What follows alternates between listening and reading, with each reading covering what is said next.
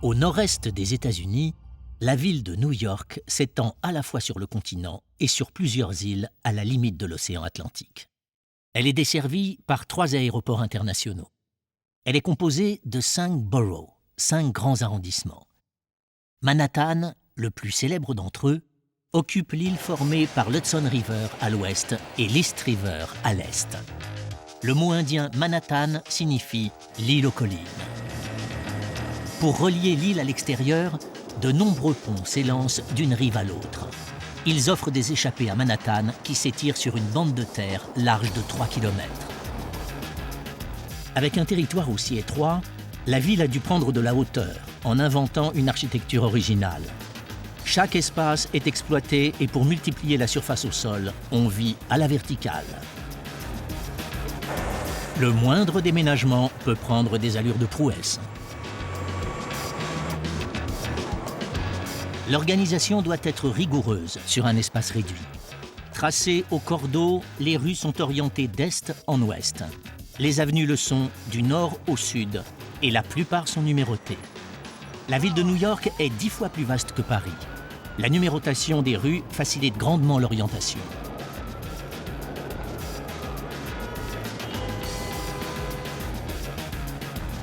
À New York, le climat est fait de contrastes. Les saisons sont très marquées et les températures peuvent varier de manière spectaculaire en un temps record. En été, le thermomètre dépasse souvent les 30 degrés et en hiver, il peut descendre à moins 30. Les contrastes à New York sont aussi culturels. On y parle environ 170 langues et on y recense près de 200 nationalités différentes. Un bon tiers des New-Yorkais ne sont pas nés ici. Parce que la ville est ouverte sur l'extérieur, les immigrants ont toujours été nombreux et de toutes les origines. L'immigration fait de New York la véritable capitale du monde. L'Organisation des Nations Unies y a établi son siège. L'opulence et la puissance financière de New York sont évidentes. Le nombre et la valeur des échanges font de la ville la première place boursière du monde.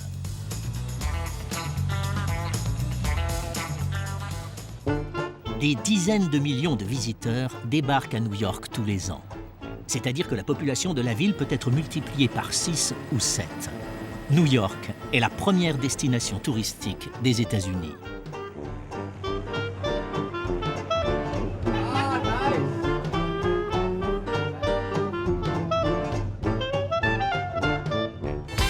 Malgré les distances considérables, les New-Yorkais sont des marcheurs. Rares sont ceux qui possèdent une voiture.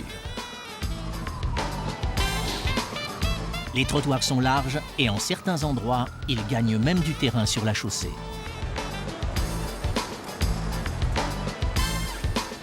Depuis peu, le vélo s'impose lui aussi comme moyen de déplacement naturel. Hep Taxi, le jaune des taxis fait partie de l'image de New York. Ils sont plus de 13 000 à rouler jour et nuit et ils constituent une bonne partie du trafic automobile.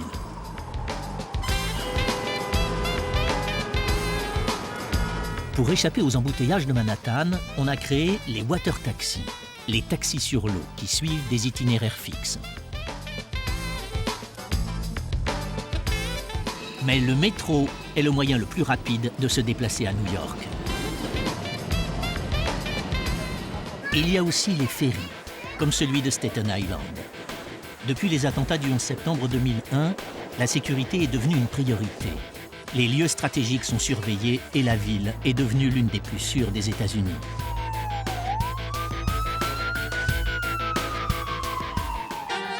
Les New-Yorkais sont très attachés à leur qualité de vie, peu importe le prix.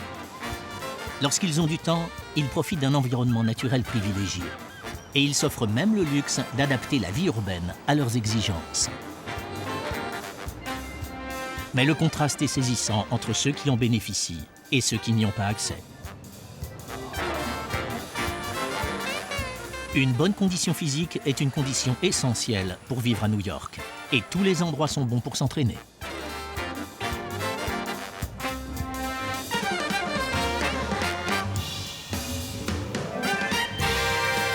La forme physique, la couleur verte et les produits naturels ont le vent en poupe. Le bio se vend bien. Les préoccupations écologiques se retrouvent partout dans la vie quotidienne et les espaces verts n'ont jamais été aussi bien entretenus.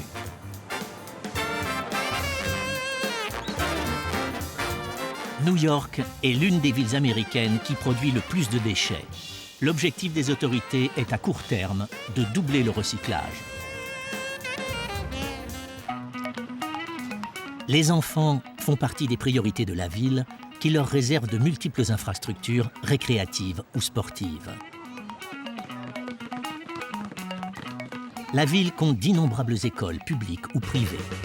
Et quoi de plus normal dans la ville verticale que d'installer la cour de récréation sur le toit?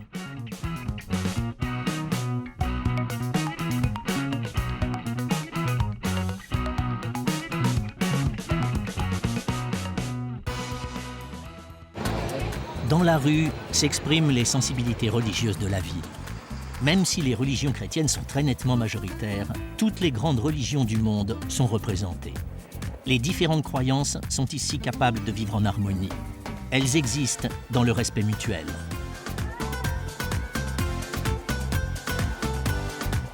Par ses croyances et ses convictions, la ville repose sur une étonnante diversité.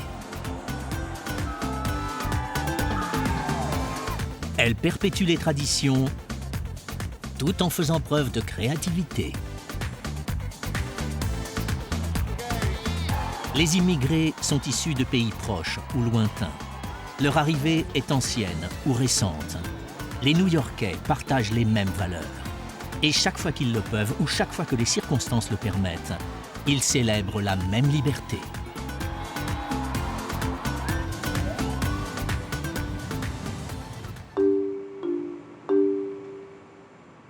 Les grandes lignes de l'histoire de l'art à New York façonnent la silhouette de la ville. Ici, l'art appartient à tout le monde. Il se répand dans la rue qui lui sert de cadre. À commencer par l'architecture, repère visuel pour des millions d'habitants.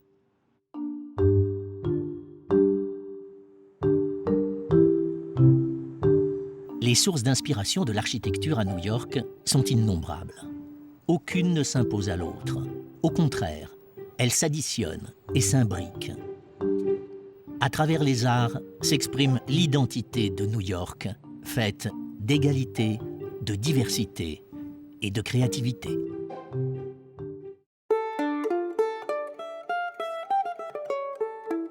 C'est au sud de l'île de Manhattan que l'aventure commence pour les explorateurs européens. Les premiers arrivent au XVIe siècle, mais ils ne restent pas. C'est au début du XVIIe siècle que des colons décident de s'installer. Ils sont hollandais. Ils prennent leur quartier ici, et on trouve encore dans l'architecture des vestiges de leur présence. Les rues les plus anciennes ont conservé leur tracé au pied des buildings. Dès l'origine, le commerce est prospère.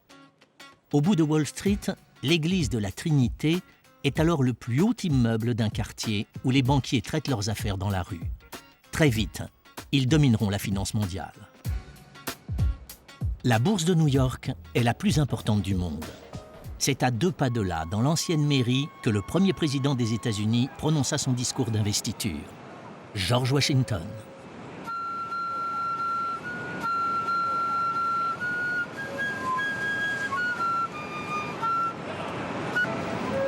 La menace des attentats terroristes a changé les habitudes des New-Yorkais. Depuis le 11 septembre, il est impossible de pénétrer en voiture dans le quartier sans autorisation. Les véhicules qui entrent sont soigneusement contrôlés avant de pouvoir franchir les dispositifs de sécurité. La physionomie du quartier a évolué depuis 2001. À la pause de midi, les travailleurs de l'argent se mêlent aux touristes qui font régner à Wall Street une ambiance décontractée, sans rapport avec le stress des salles de marché.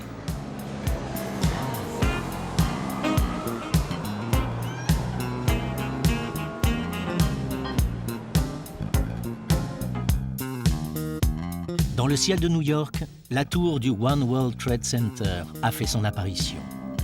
Avec son antenne, elle culmine à 546 mètres. C'est la plus haute tour de la ville. À la suite des attentats, des travaux gigantesques ont modifié entièrement la physionomie du quartier autour de l'emplacement de l'ancien World Trade Center.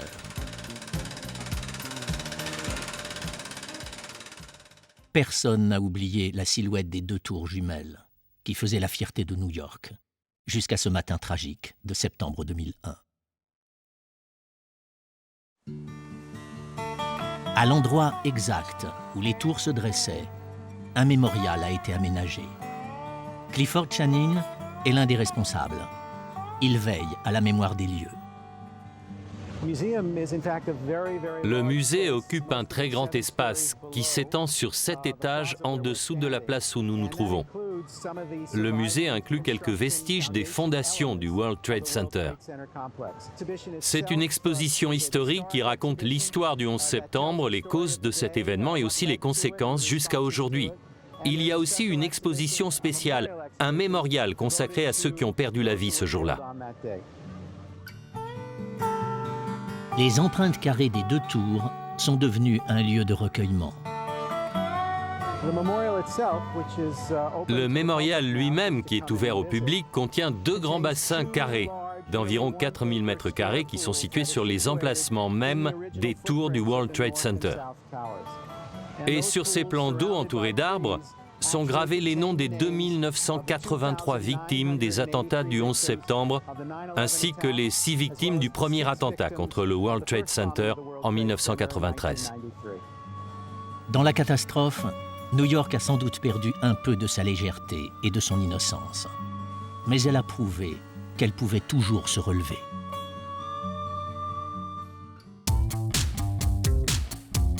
Manhattan doit beaucoup de son image aux nombreuses œuvres d'art disséminées dans les rues. Elles appartiennent souvent à des établissements financiers qui en font une vitrine. De tout temps, la ville de New York a inspiré et favorisé la création artistique. Et les artistes le lui rendent bien.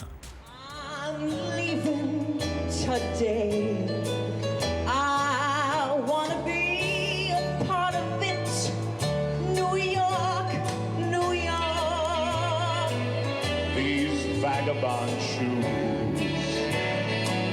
are longing to stray right through the very heart of it, New York, New York.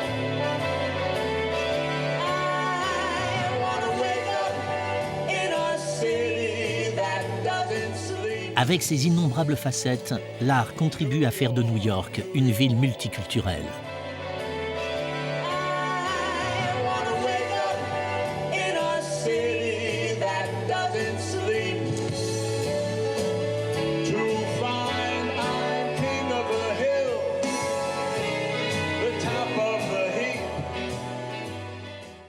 La Statue de la Liberté était la première image que les immigrants avaient de New York. On imagine leur émotion après la traversée de l'océan. La statue a été offerte par la France aux États-Unis à la fin du XIXe siècle pour célébrer l'amitié entre les deux peuples. Elle a été conçue par le sculpteur Bartholdi, qui a confié la réalisation de la structure à un certain Gustave Eiffel.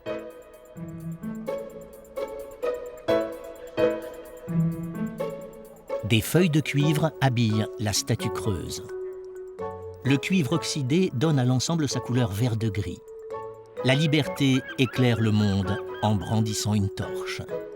Dans la main gauche, elle tient une tablette représentant la loi, garantie des libertés fondamentales. Le monument est devenu un symbole de liberté universelle.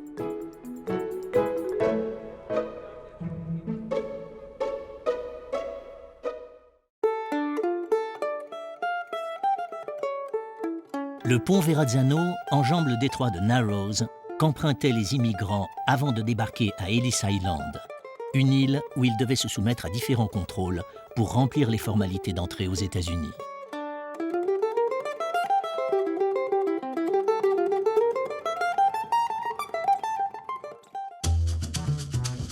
En se dirigeant vers le nord de l'île, on se rapproche de Midtown, le milieu de la ville.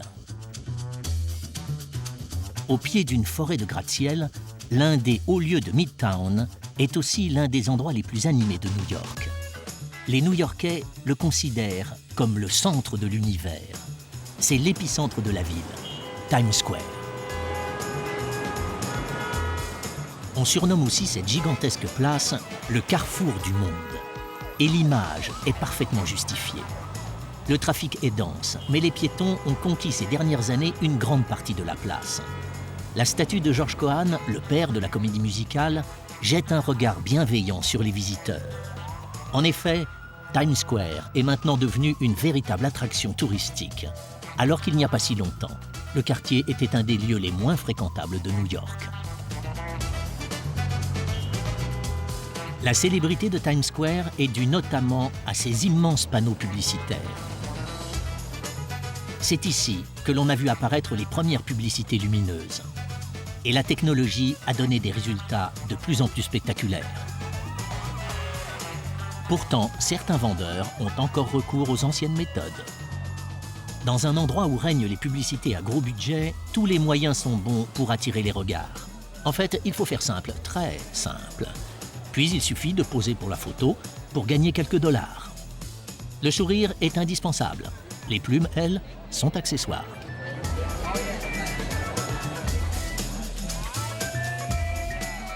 Même les policiers participent.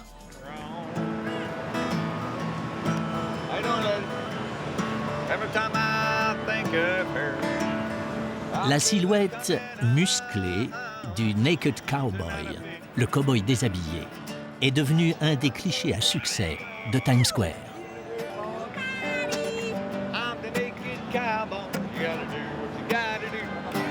Les admiratrices se renouvellent sans cesse. Une photo, une vidéo et la pose avec le célèbre cow-boy restera un des souvenirs les plus originaux du voyage à New York.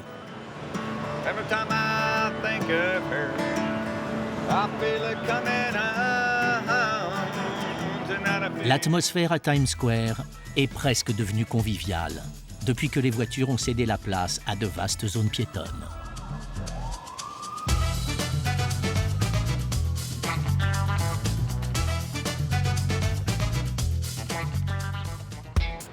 La 42e rue traverse Midtown de part en part. Elle aussi a beaucoup changé.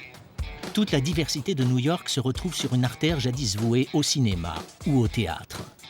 Aujourd'hui, le tourisme et ses grands classiques ont pris le dessus, là où dans les années 1970, seuls les vendeurs de drogue et les sex shops avaient pignon sur rue.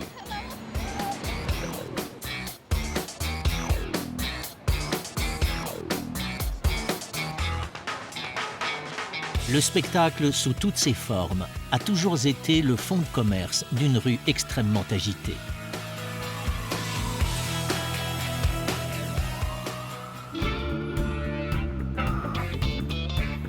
À 2 pas, un quartier avait été baptisé Hell's Kitchen, la cuisine de l'enfer, tant il était sordide.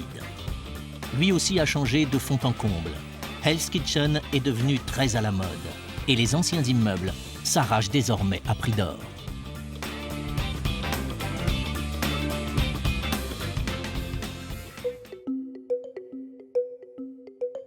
New York évolue en permanence. New York se transforme. New York construit. Chaque quartier a son identité, son propre caractère. Maurice Adjmi est architecte. Je pense que ce qui fait de New York une ville très dynamique, c'est la particularité de chaque quartier. Et je pense que tous les quartiers ont leur propre personnalité.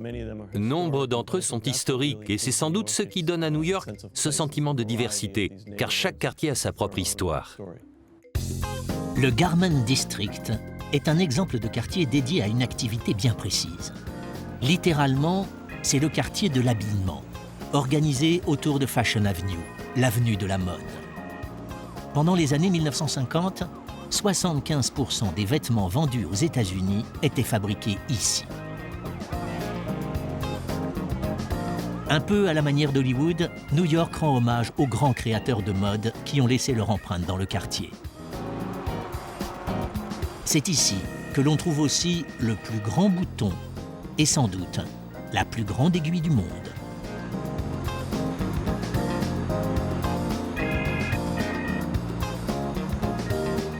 Sur quelques pâtés d'immeubles, le commerce des tissus et des vêtements s'est toujours maintenu dans le Garment District. Et pourtant, il a fallu résister à la concurrence des pays qui produisent à moindre coût. Les professionnels se sont recentrés sur la création. En effet, la production à grande échelle a été abandonnée. Le Garment District cible aujourd'hui une clientèle plus exigeante qui apprécient l'originalité de la coupe, la qualité de la finition et les délais de fabrication très courts.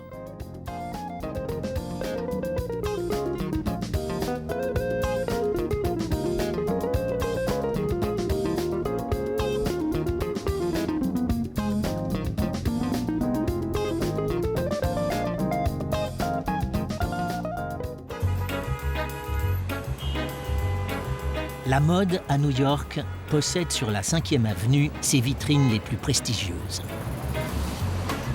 Les couturiers les plus célèbres y présentent leurs dernières créations et les élégantes new-yorkaises y défilent. La 5e avenue était à l'origine en terre battue. C'est aujourd'hui une des artères les plus chics et donc les plus chères au monde. Les grandes tendances du luxe sont lancées ici dans un mouvement parfaitement constant. À New York, les richesses sont très visibles et des contrastes parfois choquants. La 5e avenue aligne aussi plusieurs bâtiments incontournables à New York. Juste en face de la cathédrale Saint-Patrick se dresse le fameux Rockefeller Center et la statue du géant Atlas portant le monde. Construit dans les années 1930, le Rockefeller Center est conçu comme une ville dans la ville, avec des commerces, des appartements et des salles de spectacle. La richissime famille des Rockefeller en a fait un pur chef-d'œuvre de l'art déco.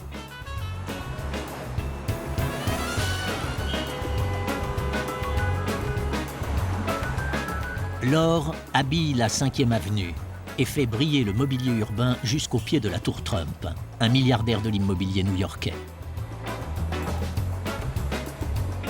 Une fois franchie la porte dorée, la décoration intérieure laisse rêveur.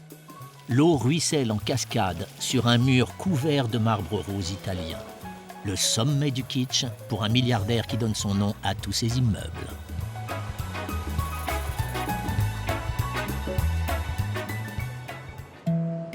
Le Diamond District, le quartier du diamant, est consacré au roi des pierres précieuses et aux bijoux. Plus de 2500 commerces sont dédiés aux bijoux dans une ville où le diamant est une tradition. La plus grande partie des diamants qui entrent aux États-Unis passe par ici. La vie du quartier tourne autour des pierres et des produits dérivés. Tout ce qui brille n'est pas or, tout le monde le sait. Même les bijoux de pacotille ont trouvé ici un petit marché.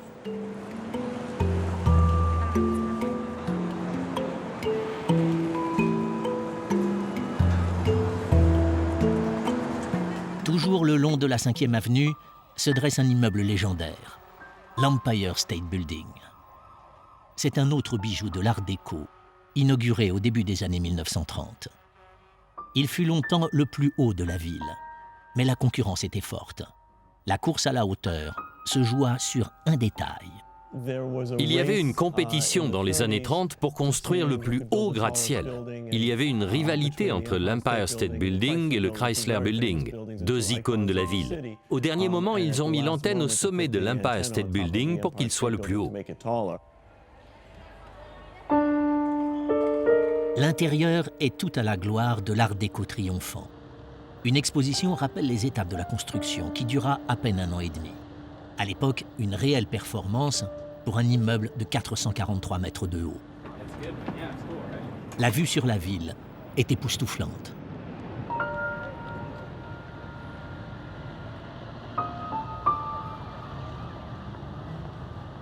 L'architecture verticale n'aurait pas vu le jour sans l'invention de l'ascenseur. Aujourd'hui, les nouvelles technologies ont accéléré le mouvement. On fait la course pour construire toujours plus haut. Le plus haut gratte-ciel résidentiel ou le plus grand gratte-ciel commercial. Et vous voyez, les gratte-ciels montent toujours plus haut, notamment les immeubles résidentiels. Little Italy, la petite Italie, est le quartier où les immigrants italiens se sont à l'origine installés. Il y a d'autres quartiers italiens à New York, mais ici, l'attachement à la mère patrie est très démonstratif. Les Italiens sont arrivés en plusieurs vagues, ceux du Nord, puis surtout ceux du Sud, avec la mafia dans leur bagage. Aujourd'hui, la mafia est presque un label. Pour vendre leur spécialité, les Italiens ne manquent pas d'arguments. Tout le répertoire y passe, des grands classiques aux productions régionales et locales. Il n'est pas nécessaire d'insister beaucoup pour convaincre le client. Tout est bon ici, c'est un mélange de cuisine sicilienne et napolitaine. Pour les immigrants italiens, une église catholique romaine a été fondée sur Mulberry Street à la fin du XIXe siècle. L'église du très précieux sang. Elle abrite la statue du saint patron de Naples, San Gennaro.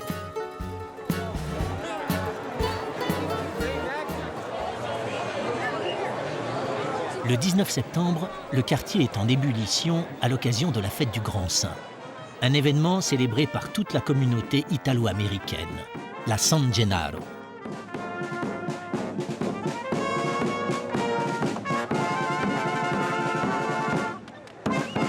La fête de San Gennaro, Saint-Janvier en français, honore un des personnages parmi les plus vénérés de l'Église catholique.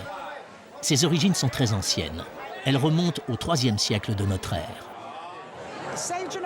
San Gennaro pour la communauté des Italo-Américains, notamment pour ceux qui viennent de Naples ou qui ont de la famille d'origine napolitaine, est le saint martyr qui a stoppé l'éruption du Vésuve et qui a sauvé la ville de Naples. Et aujourd'hui, on lui rend hommage et nous sommes très heureux. La statue de San Gennaro sillonne le quartier pendant des heures.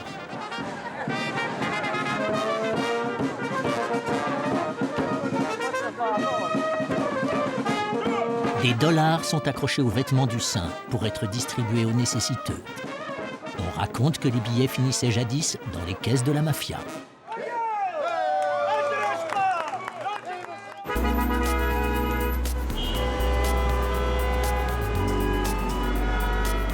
Au sud de Canal Street, le territoire de Little Italy est soumis à l'énorme pression de Chinatown, le quartier chinois. Les Chinois grignotent de plus en plus d'espace dans une ville où ils ont apporté leur langue, leur architecture, leur commerce et leur religion. À quelques détails près, on se croirait en Chine. Même s'ils sont bien intégrés à New York, les Chinois entretiennent partout le souvenir de leurs origines. Les Chinois forment une société très solidaire. Les nouveaux arrivants sont aidés dans leurs recherches pour trouver un logement ou un travail. Des principes fidèles à la philosophie de Confucius, qui prône l'harmonie des relations humaines. Les Chinois ont un sens inné du commerce, et les centaines de boutiques le confirment. Une même famille possède souvent plusieurs magasins. Dans certains secteurs, les Chinois monopolisent l'activité. C'est le cas de la bijouterie, où ils transmettent leur culture.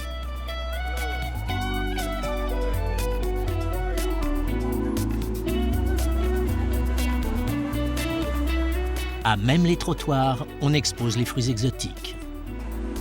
Les moyens des commerçants sont parfois dérisoires, mais la clientèle est toujours au rendez-vous.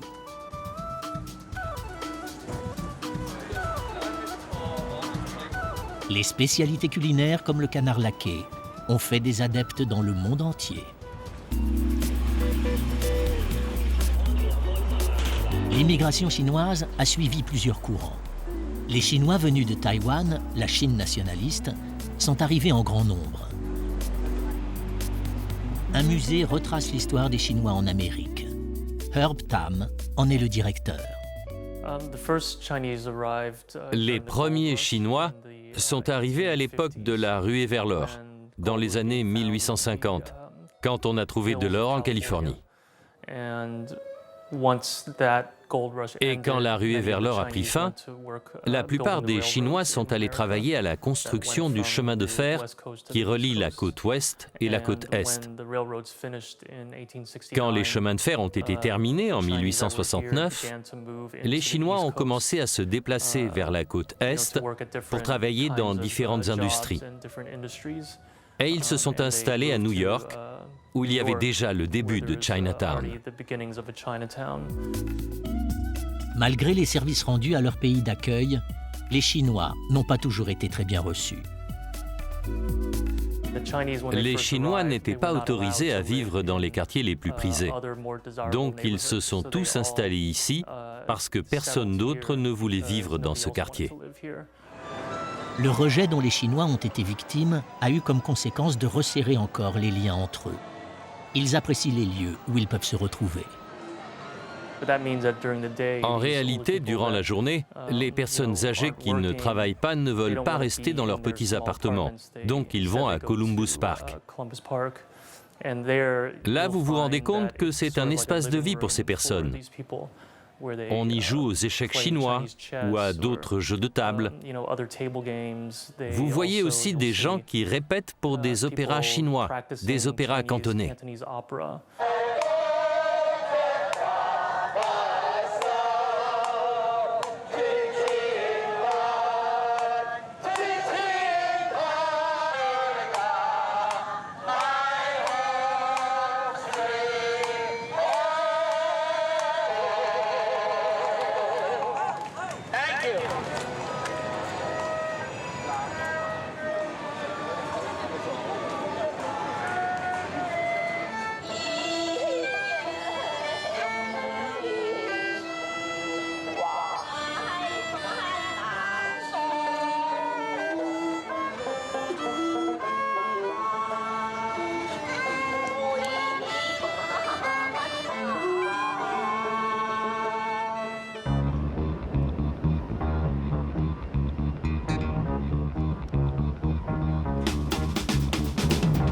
À l'ouest de Chinatown, on pénètre dans le Village, le village.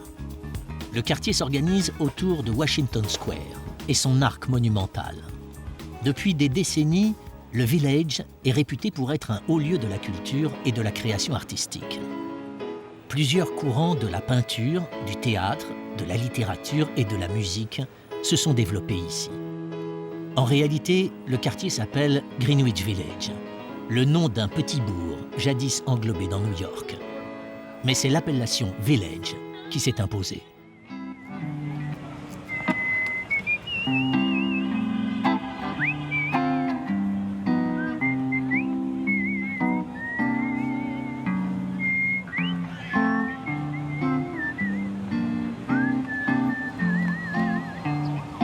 Les allées du parc offrent aux artistes une scène improvisée.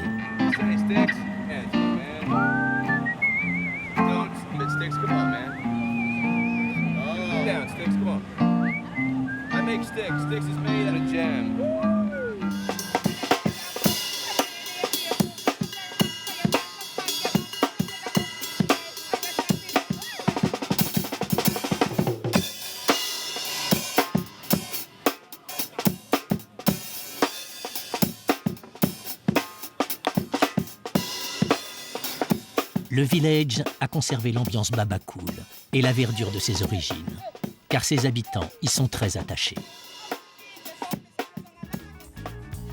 La vie du quartier est très influencée par la présence de l'Université de New York.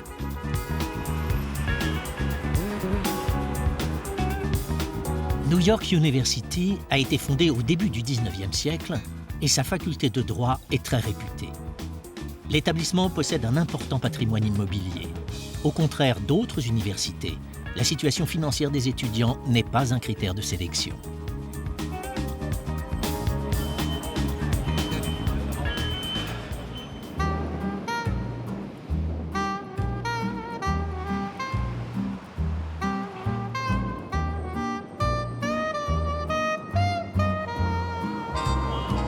À l'ouest de la 6e avenue, appelée aussi Avenue des Amériques, commence le West Village, le village ouest. Le quartier est aux antipodes du Manhattan des buildings. Ici, le record à battre n'est pas celui de la hauteur, mais celui de la largeur. On y trouve la façade la plus étroite de New York.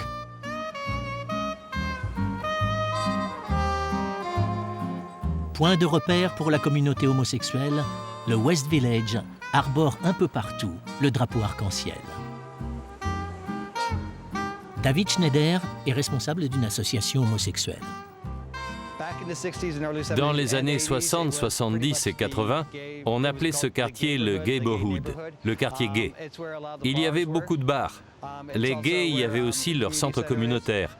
Puis nous nous sommes de plus en plus dispersés. Chelsea est devenu plus gay. Maintenant, Hell's Kitchen devient aussi plus gay. Mais le Village est un peu resté notre base spirituelle. Tous les ans au mois de juin, la Gay Pride parcourt la 5e avenue. La création du drapeau arc-en-ciel remonte à 1978. Il comprend 6 couleurs. Chacune a une signification, et notamment le rouge pour la vie et l'indigo pour l'harmonie. Le défilé bariolé rappelle le combat permanent des homosexuels. Son point de départ remonte à 1969. À partir de là, on a lancé des commémorations pour célébrer le fait que nous ne serions plus opprimés.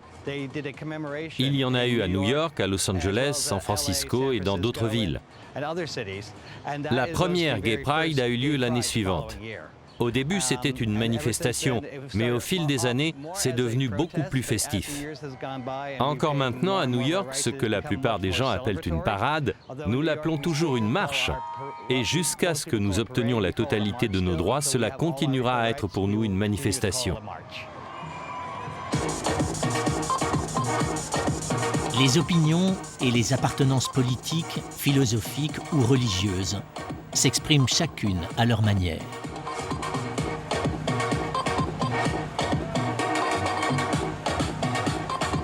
Les gays ont toujours le sens du spectacle. Et même le service d'ordre se laisse séduire. Toutes les communautés sont représentées. Différents quartiers de New York connaissent un destin similaire. Ils ont été très mal fréquentés à une époque et aujourd'hui, ils sont devenus très en vogue. Le quartier du Meatpacking est un cas spectaculaire. C'était jadis le quartier des abattoirs. Meatpacking signifie conditionnement de la viande. On imagine les nuisances. Depuis quelques années, tout a changé.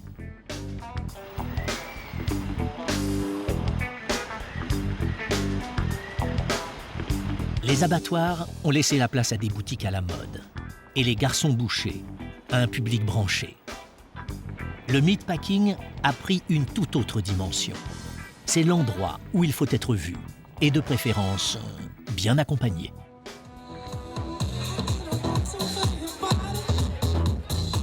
On y vient en joyeuse compagnie pour voir, être vu et s'amuser.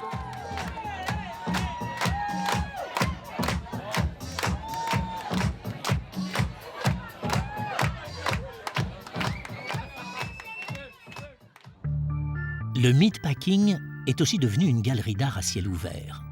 Les artistes et les collectionneurs se croisent dans les rues où le passé est toujours d'actualité et où le présent est déjà dépassé. Ici, tout change très vite et on a le sens de la mise en scène.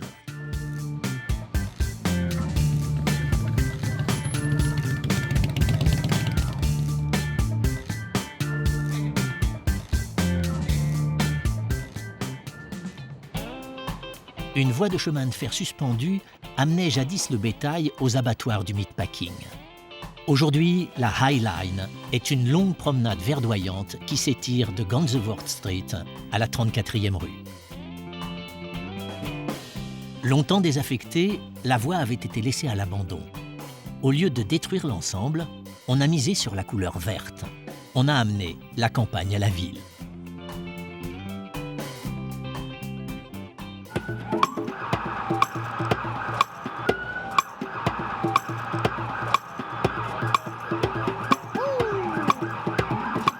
L'art n'a pas été oublié.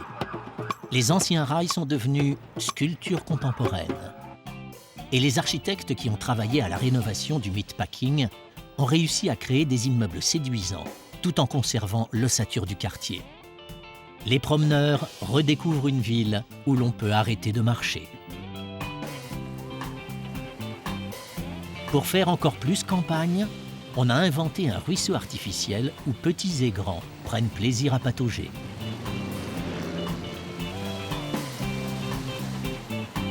Le meatpacking était jadis complètement saturé de voitures. Aujourd'hui, comme au théâtre, les promeneurs s'amusent à la vue d'un quartier libéré.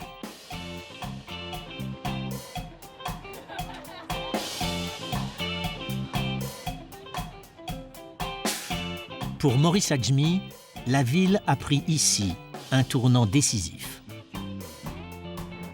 La High Line a suscité une prise de conscience de tout le monde par rapport à l'architecture verte et aux espaces verts.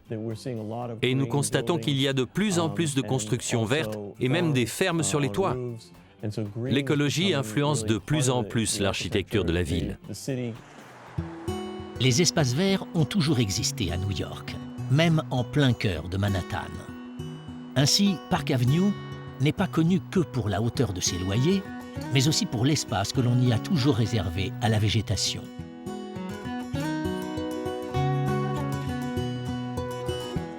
Le vert tend à se répandre partout à New York. Les oasis se multiplient. Les arbres prennent de plus en plus d'envergure et le moindre petit espace donne envie de faire une pause. Il faut dire qu'en matière d'espace vert, les New-Yorkais possèdent la meilleure référence possible. Central Park. Le plus grand parc de la ville est un immense rectangle dont le périmètre atteint 10 km. À l'intérieur, l'illusion est parfaite. On se croirait en pleine nature. Et pourtant, tout a été pensé, dessiné et planté. Le parc est relativement récent puisque l'aménagement s'est achevé à la fin du 19e siècle. Central Park est une pure merveille d'intégration au paysage urbain. Des millions de visiteurs le parcourent tous les ans et c'est un des endroits les plus sûrs de New York. Avec des dimensions beaucoup plus réduites, à l'intersection de Broadway et de la 20e rue, Union Square est un autre point de repère de la vie new-yorkaise. La statue de George Washington surveille un parc qui est un îlot de tranquillité en plein centre-ville.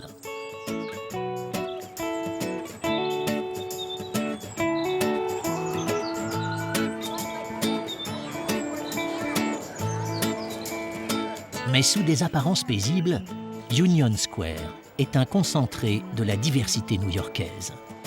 Les joueurs d'échecs mettent les passants au défi de les affronter. Depuis le 19e siècle, Union Square est aussi une tribune, un lieu où chacun peut venir exprimer librement ses opinions politiques, religieuses, philosophiques ou artistiques.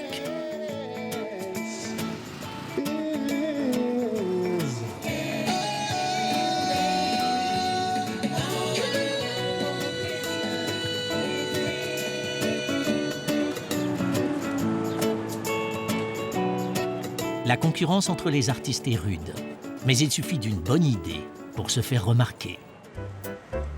Toutes les initiatives sont bonnes, surtout lorsqu'elles concernent les énergies renouvelables. Ici, l'énergie solaire permet de recharger son téléphone portable. Tout ce qui est vert est très à la mode sur Union Square. Plusieurs fois par semaine, le Green Market, un marché bio, envahit la place. James Gehring est un des organisateurs. Le succès est au rendez-vous. On a commencé avec une douzaine d'agriculteurs. Il y avait juste un petit marché le samedi. Nous sommes maintenant ouverts 4 jours par semaine avec 52 marchés à New York. Oui, le bio est devenu ici une très grosse affaire commerciale à l'américaine. Seuls les exploitants, fermiers et artisans de l'État de New York peuvent vendre leurs produits au Green Market. Les seules personnes qui peuvent vendre sur le marché sont des agriculteurs ou ceux qui se fournissent auprès des agriculteurs locaux. Nos agriculteurs viennent d'un rayon de 450 km autour de la ville. Ils arrivent le matin avec leurs produits qu'ils ont cueillis la veille. Nous avons des inspecteurs qui font le tour des fermes et on est sûr que les vendeurs vendent ce qu'ils ont réellement cultivé. Le marché a été créé au milieu des années 1970. Il est devenu un rite et il est en passe de devenir une tradition. New York évolue en permanence. C'est pourquoi le respect des traditions est très important pour les New-Yorkais. Les traditions sont des repères pour la ville, même si elles viennent de l'Ouest. Bryant Park, ce jour-là, célèbre le Far West. Et le programme commence par un rodéo.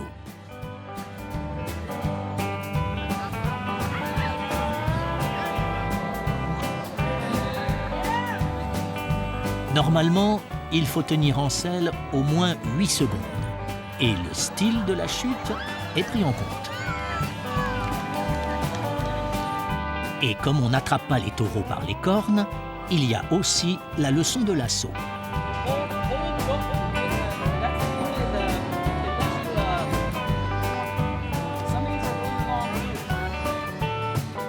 Le square dance, le quadrille et les danses collectives du Far West ont un grand succès, même à Manhattan.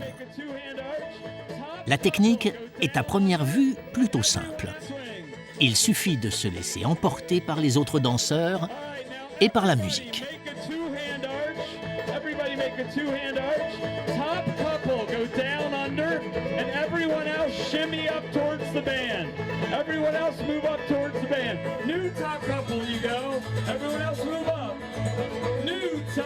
Pour maîtriser les variantes les plus complexes de la danse western, il est important de commencer jeune.